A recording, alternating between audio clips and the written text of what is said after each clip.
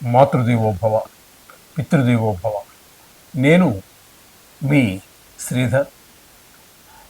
ఇప్పుడు మనము 16వ తారీఖు జూలై నెల 2025 నుండి 31వ తారీఖు జూలై నెల 2025 వరకు గోచార ఫలితాలు ఏ విధంగా ఉన్నాయి అనేటటువంటి విషయాన్ని మనం సశాస్త్రీయమైన పద్ధతిలో తీసుకునే ప్రయత్నం చేద్దాము.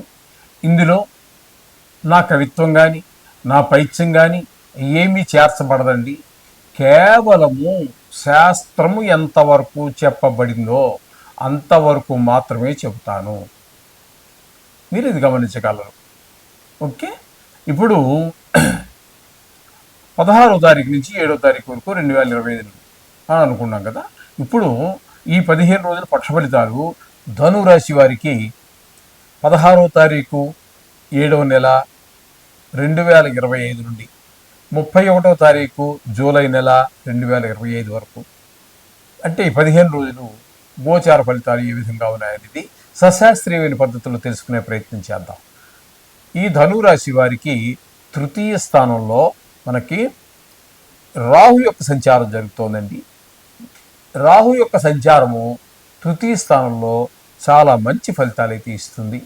ఆరోగ్యం బాగుంటుంది. అట్లాగే అన్నదమ్ముల యొక్క సహాయ సహకారాలు బాగుంటాయి.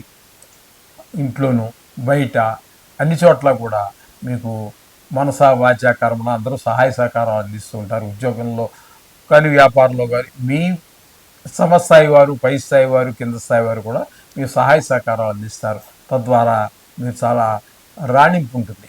ఈ విధమైన ఫలితాలన్నీ రాహుగ్రస్త వల్ల మీకు ఏర్పడుతూ ఉన్నాయి. ఇకపోతే శని 4వ స్థానంలో ఉన్నారు. దీన్ని అర్ధాష్టమ శని అని కూడా అంటారు. అంచేత శని 4వ స్థానం అనేది సుఖస్థానం కాబట్టి సుఖాలకి దూరం అవుతారు. అమ్మగారి విషయాల్లో, అమ్మగారి ఆరోగ్య విషయంలో కానివ్వండి, అలాగే చెప్పాలంటే భూసౌఖ్యం, భూమి విషయంలోనూ, అలాగే గృహంలోనూ, వాహన సౌఖ్యం విషయంలోనూ, మన స్వభావంలోనూ, వీటన్నిటిలోనూ కూడా విద్య విషయంలోనూ, వీటన్నిటిలో కూడా శని ప్రభావం ఖచ్చితంగా మనకి కనిపిస్తూ ఉంటుంది.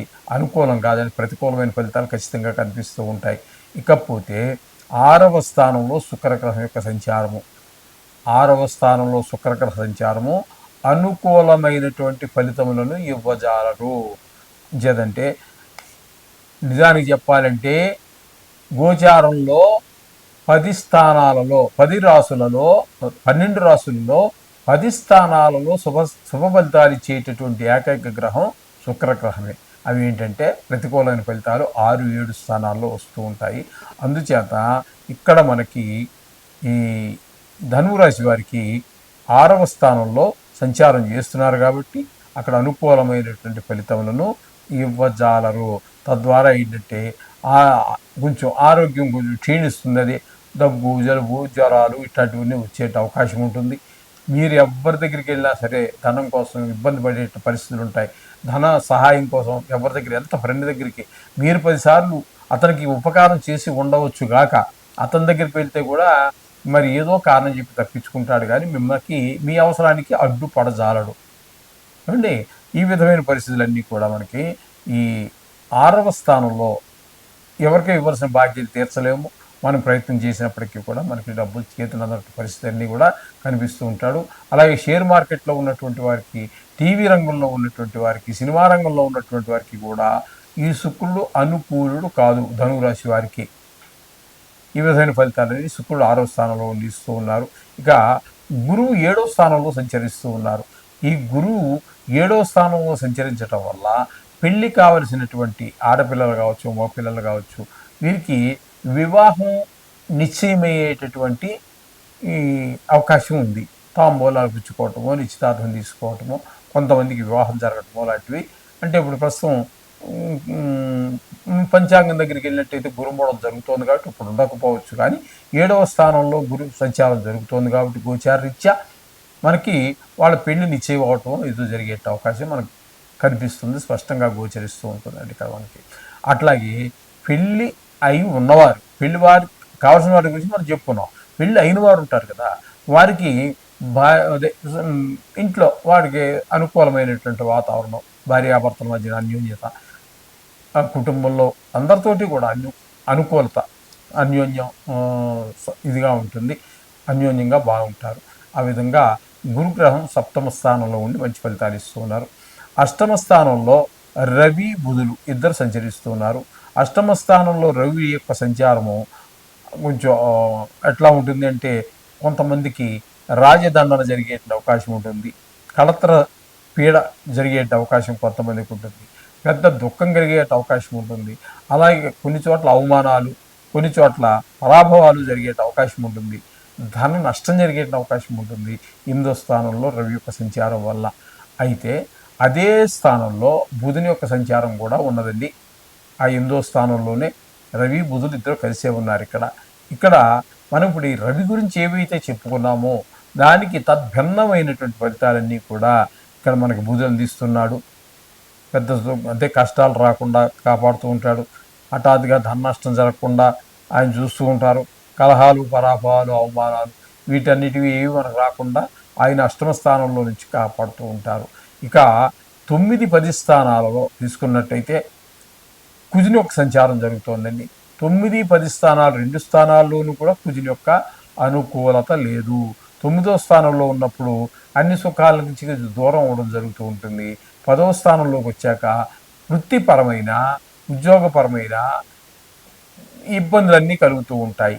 ఇకపోతే 9వ స్థానంలోనే కేతుగ్రహ సంచారం జరుగుతోందండి. ఇంచుమించుగా కుజుడు మనకి ఏ విధమైనటువంటి ఫలితాలు ఇస్తూ ఉన్నారో, తండ్రి గారి ఆరోగ్య విషయంలో కావచ్చు, వాహన సౌఖ్యం కావచ్చు, అలాగే బ్రహ్మజ్ఞానం కావచ్చు, దైవభక్తి కావచ్చు, ఉపాసన కావచ్చు, ఏదైనా మీకు ఉపాసన ఉన్నట్టయితే ఉపాసనలో కూడా మీరు మనసు అక్కడ పెట్టి మీరు జపాలు అవి చేయలేరు. ఆ దేవుడి యొక్క పరిపూర్ణ అనుగ్రహాన్ని మీకు అంతగా పొందలేరు. ఎందుకంటే మనసు పెట్టడం అనేది చాలా ముఖ్యం. మంత్రం చదవటానికి ఏముందని ఆ వివరణ చదవచ్చు. అంచేత గురువుగారు ఇస్తారు, మనకు నోటుకు వచ్చేసే ఉంటుంది. కానీ ఫలితం కావాలి అంటే మనసు ఏది చేసినా మనసు అక్కడ పెడితేనే వస్తూ ఉంటుంది. ఈయన కూడా గుర్తుపెట్టుకోవాల్సినటువంటి విషయం ఇది. మనసు అక్కడ పెట్టాలి ఏ పని చేసినప్పటికీ కూడా. అప్పుడు మాత్రమే ఆ దేవుడు పూజ చేసినా, మనం చేసే వృత్తి చేసినా సత్ఫలితాలు కలుగుతాయి అండి. ఈ చేత ఈ విధమైన ఫలితాలన్నీ కూడా కలుగుతూ ఉన్నాయన్నమాట.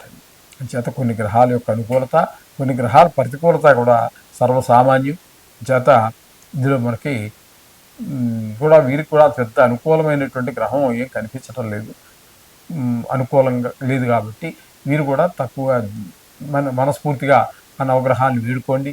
వీలుంటే రోజు దగ్గరలో నవగ్రహాలు ఎక్కడైనా ఉన్నట్టయితే గుళ్ళల్లో వెళ్ళి నవగ్రహ ప్రదర్శన చేయండి. ఆ చేసేటప్పుడు ఒక రోజు ఒక 10 రూపాయలు నవధాన్యాలు తీసుకుని వెళ్ళి వాటి యొక్క నవగ్రహాల యొక్క పాదాల చెంత వేసి మీరు మీ మనసులో బాధ చెప్పుకోండి. గ్రహాల యొక్క అనుకూలత మీకు తప్పకుండా లభిస్తుంది. ఆ విధంగా చేసినట్టయితే మనం కొంతవరకు ఆ దుష్ప్రభావాల నుంచి బయటపడే అవకాశం ఉంటుంది. శుభం భూయాత్.